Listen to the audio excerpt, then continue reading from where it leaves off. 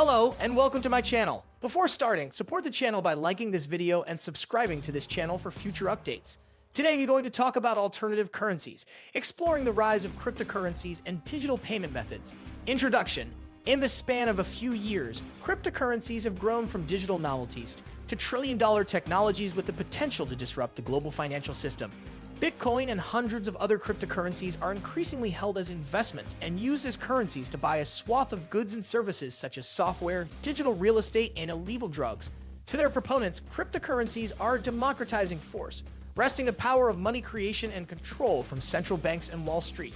Critics, however, say that a lack of regulation for cryptocurrencies empowers criminal groups, terrorist organizations, and rogue states, while the assets themselves stoke inequality, suffer from drastic market volatility, and consume vast amounts of electricity. Regulations vary considerably around the world, with some governments embracing cryptocurrencies and others banning or limiting their use. As of February 2023, 114 countries, including the United States, are considering introducing their own central bank digital currencies to compete with the cryptocurrency boom. What are cryptocurrencies? So called for their use of cryptography principles to mint virtual coins, cryptocurrencies are typically exchanged on decentralized computer networks between people with virtual wallets. These transactions are recorded publicly on distributed, tamper-proof ledgers known as blockchains. This open-source framework prevents coins from being duplicated and eliminates the need for a central authority such as a bank to validate transactions. Bitcoin, created in 2009 by the pseudonymous software engineer Satoshi Nakamoto, is by far the most prominent cryptocurrency, and its market capitalization has peaked at over $1 trillion. Numerous others, including Ethereum, the second most popular, have proliferated in recent years. Cryptocurrency users send funds between digital wallet addresses. These transactions are then recorded into a sequence of numbers known as a block and confirmed across the network. Blockchains do not record real names or physical addresses, only the transfers between digital wallets, and thus confer a degree of anonymity on users. Some cryptocurrencies, such as Monero, claim to provide additional privacy. However, if the identity of a wallet owner becomes known, the transactions can be traced.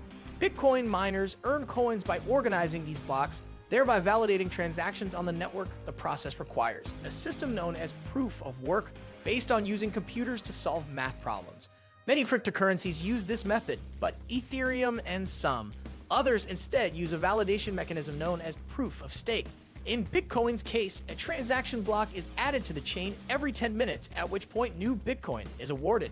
The total supply of Bitcoin is capped at 21 million coins, but not all cryptocurrencies have such a constraint. The prices of Bitcoin and many other cryptocurrencies vary based on global supply and demand. However, the values of some cryptocurrencies are fixed because they are backed by other assets, thus earning them the name stablecoins.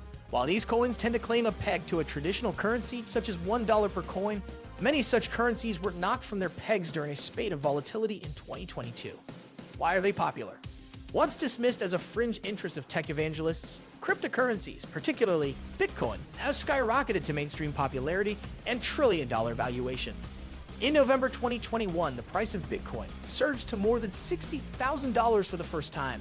As of mid-2022, an estimated 20% of U.S. adults polled by NBC News had invested in, traded, or used cryptocurrency. Different currencies have different appeals, but the popularity of cryptocurrencies largely stems from their decentralized nature. They can be transferred relatively quickly and anonymously, even across borders, without the need for a bank that could block the transaction or charge a fee. Dissidents in authoritarian countries have raised funds in Bitcoin to circumvent state controls, including to avoid U.S. sanctions on Russia. Some experts say that digital assets are primarily tools for investment. People buy cryptocurrencies because of a speculative belief that these tokens are going to go up in the future. Because a new future is being built on the blockchain, says CFR senior fellow Sebastian Malaby. It's a very risky bet, as the last 12 months have shown. The price of Bitcoin and other cryptocurrencies fluctuates wildly, and some experts say this limits their usefulness as a means of transaction. Nevertheless, some businesses accept Bitcoin. Many investors see Bitcoin as a speculative asset to hold over time rather than make payments with, and it often draws comparisons to gold. Some see Bitcoin as a hedge against inflation because the supply is permanently fixed, unlike those of fiat currencies, which central banks can expand indefinitely.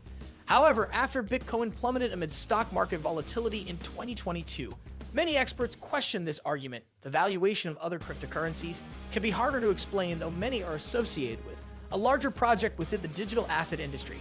Some cryptocurrencies, such as Dogecoin, were created as jokes, but have retained value and garnered investment from high-profile investors.